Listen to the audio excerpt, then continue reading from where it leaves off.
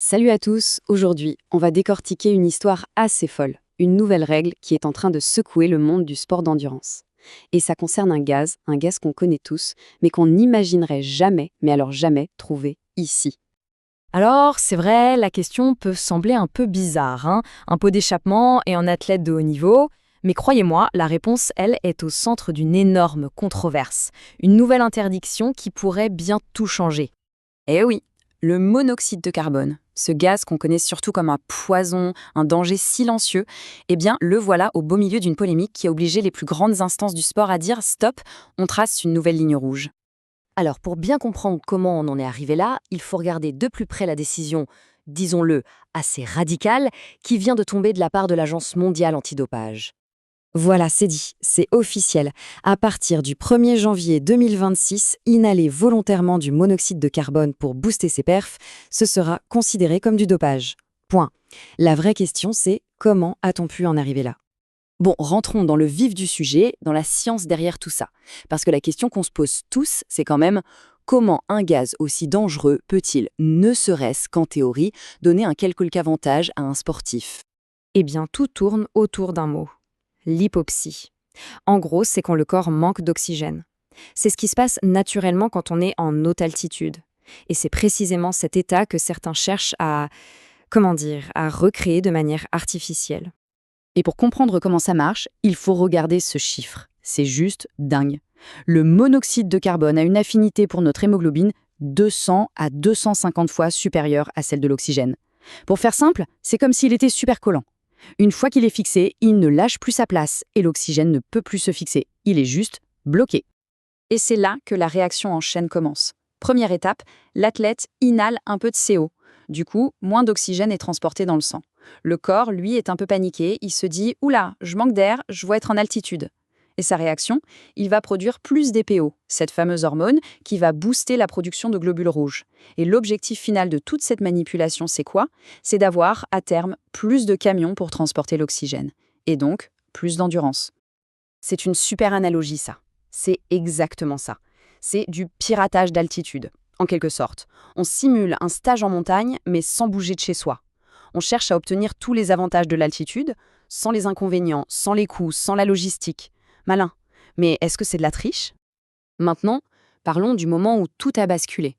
Parce que cette technique, elle n'est pas restée secrète dans les labos, non, non. Elle a explosé sur la scène publique, et pas n'importe où, sur les routes de la plus grande course cycliste au monde. Oui, c'est bien ça. En plein Tour de France 2024, des révélations fracassantes ont mis le feu aux poudres et ont jeté une ombre très, très pesante sur plusieurs des plus grandes équipes du peloton. Et on ne parle pas de petites équipes de fond de classement, hein. On parle des mastodontes, UAE Team Emirates, Visma, Lease a Bike, Israël Première Tech. Tout ont reconnu utiliser ces fameux inhalateurs de monoxyde de carbone. Et c'est là que ça devient compliqué. Parce qu'on a deux versions qui s'opposent. La version officielle des équipes, c'est « Non, non, attendez, c'est juste un outil de diagnostic. On s'en sert pour mesurer notre masse d'hémoglobine, pour voir si nos stages en altitude ont bien fonctionné. » Et puis de l'autre côté, il y a le soupçon, le gros doute. Et si c'était juste une excuse pour, en réalité, améliorer la performance de façon détournée? Forcément, face à un scandale pareil et face à ce flou, les autorités sportives ne pouvaient pas rester sans rien faire. C'était impossible. Et leur réaction ne s'est pas fait attendre. Et tout est allé très, très vite. En juillet 2024, le scandale éclate. À peine quelques mois plus tard, en février 2025, l'UCI, l'Union cycliste internationale, dégaine la première, interdiction pour le cyclisme. Et puis, l'Agence mondiale antidopage a pris le relais pour étendre cette interdiction à absolument tous les sports, à partir de 2026. Un vrai effet domino. Et il faut préciser une chose importante, l'interdiction, elle ne se base pas que sur l'équité sportive.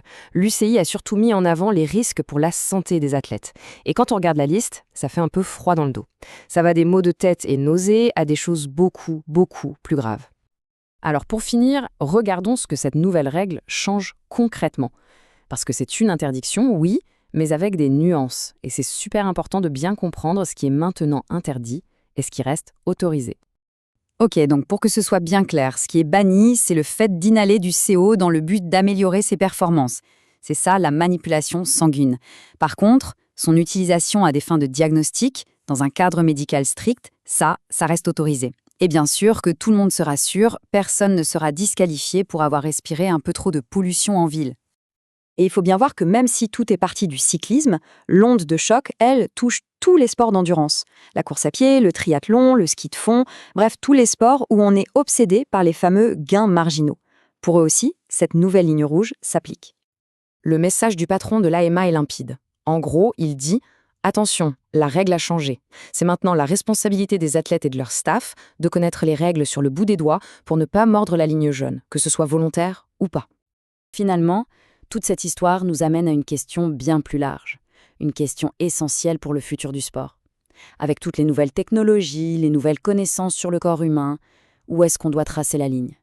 La frontière entre l'optimisation de la performance, ce qui est acceptable, et ce qui devient du dopage, est de plus en plus difficile à définir. Et ce cas du monoxyde de carbone, ce n'est sans doute que le premier chapitre d'un débat qui s'annonce très long.